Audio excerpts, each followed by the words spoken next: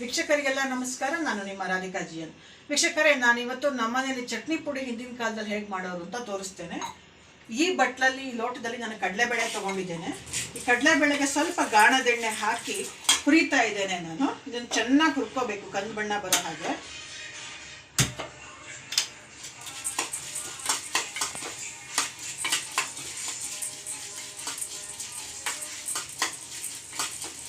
ಗಾಣದೆಣ್ಣೆ ಬಿಸಿ ಬಿದ್ದ ಕೂಡಲೇ ಘಮ್ ಅಂತ ಕಡಲೆಕಾಯಿ ಬೀಜ ಸ್ಮೆಲ್ ಬರುತ್ತೆ. ನೋಡಿ, ಹುರಿತಾ ಇದ್ದೀನಿ. ವೀಕ್ಷಕರಿಗೆಲ್ಲ ನಮಸ್ಕಾರ. ನೋಡಿ, ನಾನು ಕಡಲೆಬೇಳೆ ಹುರಿದು ಇಲ್ಲಿ ಇಟ್ಕೊಂಡಿದ್ದೀನಿ 1 ಕಪ್ಪು ಈ ಲೋಟದಲ್ಲಿ. ಇವಾಗ ಇಲ್ಲಿ ನಾನು ಈ ಏನಿದೆ ಬ್ರ್ಯಾಂಡೆಡ್ ಕಡಲೆಕಾಯಿ ಎಣ್ಣೆ, ಗಾಣದೆಣ್ಣೆ, ಬ್ರಾಹ್ಮಿದು ಹಾಕ್ತಾ ಇದ್ದೇನೆ. 1 ಸ್ಪೂನ್ ಹಾಕಿ ಹುರಿತಾ ಇದ್ದೇನೆ. ಇದು ಹೆಚ್ಚು ಕಡಿಮೆ ಹುರಿದಿದ್ದು ಲಾಸ್ಟ್ ಸ್ಟೇಜಿಗೆ ಬಂದಿದೆ. ನೋಡಿ, ಕಲರ್ ಚೇಂಜ್ ಆಗಿದೆ ಉದ್ದಿನ ಬೇಳೆದು. ಇವಾಗ ನಾನು ಇದಕ್ಕೆ ಕೊಬ್ಬರಿನೂ ಹಾಕ್ತಾ ಇದ್ದೇನೆ. ಇದು ಮನೆ ಕೊಬ್ಬರಿ, ಇದು ಆರ್ಗ್ಯಾನಿಕ್ಕೇನೆ. 1 ಸುತ್ತು ಹಿಂಗಂತೇನೆ. ಆ್ಯಕ್ಚುಲಿ ಈ ಉದ್ದಿನ ಬೇಳೆ ನಮ್ಮ ಬ್ರಾಹ್ಮಿ ಆರ್ಗ್ಯಾನಿಕ್ಸ್ದೇನೆ. ನೋಡಿ, ಇದು ಅನ್ಪಾಲಿಶ್ಡ್ ಉದ್ದಿನ ಬೇಳೆ ಹೇಗಿದೆ ಅಂತ. ಈ ಲೋಟ ಸಮ ಪ್ರಮಾಣದಲ್ಲಿ ತೊಗೊಂಡಿದ್ದೀವಿ. 1 ಲೋಟ ಕಡಲೆಬೇಳೆ, 1 ಲೋಟ ಉದ್ದಿನ ಬೇಳೆ ಸಮ ಪ್ರಮಾಣದಲ್ಲಿ. ಈಗ ಇಲ್ಲಿ ಕೊಬ್ಬರಿನ 1 ಸುತ್ತು ಹುರಿತಾ ಇದ್ದೇನೆ.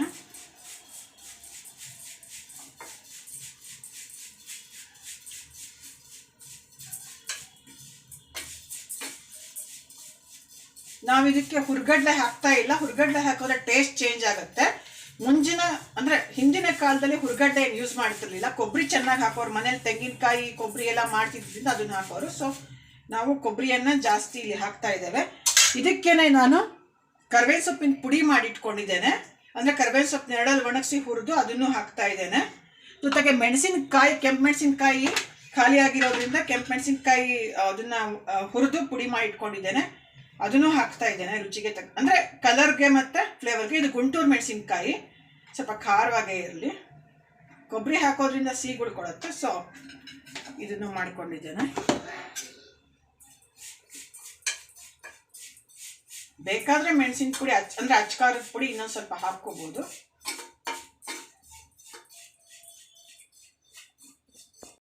ವೀಕ್ಷಕರೇ, ನೋಡಿ, ಹುರಿದಿರೋ ಕಡಲೆಬೇಳೆ, ಉದ್ದಿನಬೇಳೆ, ಕೊಬ್ಬರಿ, ಅಚ್ಕಾರದ ಪುಡಿ, ಕರ್ಬೇವಿನ ಸೊಪ್ಪಿನ ಪುಡಿ ಇದ್ರೊಳಗಡೆ ಹಾಕಿದ್ದೀನಿ. ಇವಾಗ ಇಲ್ಲಿ ನಾನು ಹುಣಸೆ ಹಣ್ಣು ಹಾಕ್ತಾ ಇದ್ದೇನೆ. ನಮ್ಮ ಮನೆಗಳಲ್ಲಿ ಹುಣಸೆ ಹಣ್ಣು ಹಾಕ್ತಾರೆ ಚಟ್ನಿ ಪುಡಿಗೆ. ಹುಣಸೆ ಹಣ್ಣು ಹಾಕ್ತಾ ಇದ್ದೇನೆ. 1 ಚೂರು ಬೆಲ್ಲ. ಇದು ಆರ್ಗ್ಯಾನಿಕ್ ಅಲ್ಲ, ಬಟ್ ನಾನು ಒಳ್ಳೆ ಕಡೆಯಲ್ಲಿ ತಂದಿರೋದು, ಗ್ರಾಸರಿ ಶಾಪಲ್ಲೇ. ಓಕೆ, ಅದು ಪುಡಿ ಮಾಡಿ ಹಾಕೋದು ವಾಸಿ. ಈಗ ರುಚಿಗೆ ತಕ್ಕಷ್ಟು ಉಪ್ಪನ್ನು ಹಾಕ್ತೇವೆ. ಪುಡಿ ಉಪ್ಪನ್ನೇ ಹಾಕ್ತಾನೆ, ಅಯೋಡೈಸ್ಡ್ ಉಪ್ಪನ್ನೇ ಯೂಸ್ ಮಾಡ್ತಾ ಇದ್ದೇನೆ.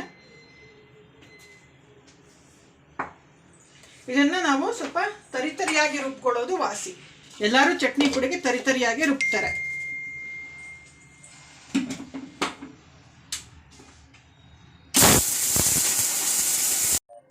ವೀಕ್ಷಕರೇ, ಸ್ವಲ್ಪ ಗಾಣದ ಎಣ್ಣೆನ ಹಾಕೋತಾ ಇದ್ದೇನೆ ಒಗ್ಗರಣೆಗೆ.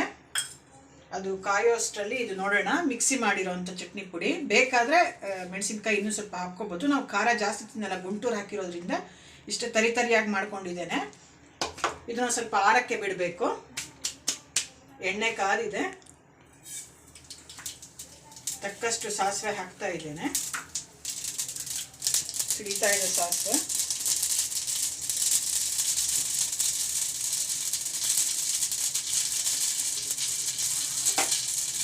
ಈಗ ಹಿಂಗೆ ಹಾಕ್ತಾ ಇದ್ದೇನೆ.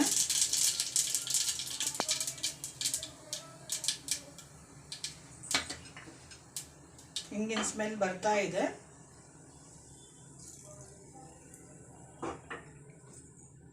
ಸೊ ಇಲ್ಲಿಗೆ ನಮ್ಮ ಚಟ್ನಿ ಪುಡಿ ತಯಾರಿ ಆಯಿತು.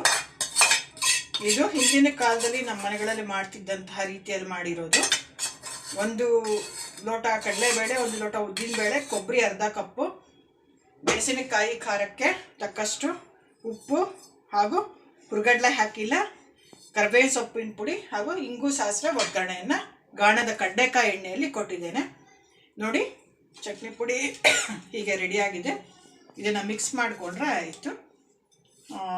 ಇದು ನಮ್ಮ ಆರ್ಗ್ಯಾನಿಕ್ ಉದ್ದಿನಬೇಳೆ, ಟ್ಯಾಮರಿಂಡ್, ಹುಣಸೆ ಹಣ್ಣು, ಹಾಗೂ ಮನೆ ಕೊಬ್ಬರಿಯನ್ನು ಉಪಯೋಗಿಸಿ ಮಾಡಿದಂಥದ್ದಾಗಿದೆ. ಸೊ ಇದನ್ನು ಚಪಾತಿ, ರೊಟ್ಟಿ, ದೋಸೆ ಎಲ್ಲದಕ್ಕೂ ಸೈಡ್ ಡಿಶ್ ಆಗಿ ಬಳಸ್ಕೋಬೋದು. ವೀಕ್ಷಕರೇ, ಇಲ್ಲಿ ಮತ್ತೊಂದು ಮಾತು ಹೇಳೋಕ್ಕೆ ಇಷ್ಟಪಡ್ತೇನೆ. ಆರ್ಗ್ಯಾನಿಕ್ ಐಟಮ್ಗಳಿಗಾಗಿ ಬ್ರಾಹ್ಮಿ ಆರ್ಗ್ಯಾನಿಕ್ 7019904992 ಮಲ್ಲೇಶ್ವರಂಗೆ ಭೇಟಿ ಕೊಡಿ. ಹಾಗೂ ಕೆಲವು ರೀತಿಯ ಕ್ಲಾಸ್ಗಳು ಅಂದರೆ ಹ್ಯಾಂಡ್ ರೈಟಿಂಗ್ ಕ್ಲಾಸು ಹಾಗೂ ವೇದಿಕ್ ಬೇಸ್ ಕ್ಲಾಸು, ಈ ಥರ ಸುಮಾರು ಕ್ಲಾಸ್ಗಳು ಟ್ರೈನಿಂಗ್ಗಳಿಗಾಗಿ ಬ್ರಾಹ್ಮಿ ಅಕಾಡೆಮಿಕ್ ಟ್ರಸ್ಟ್ 7019904992ಗೆ ಕಾಂಟ್ಯಾಕ್ಟ್ ಮಾಡಿ. ನಮಸ್ಕಾರ.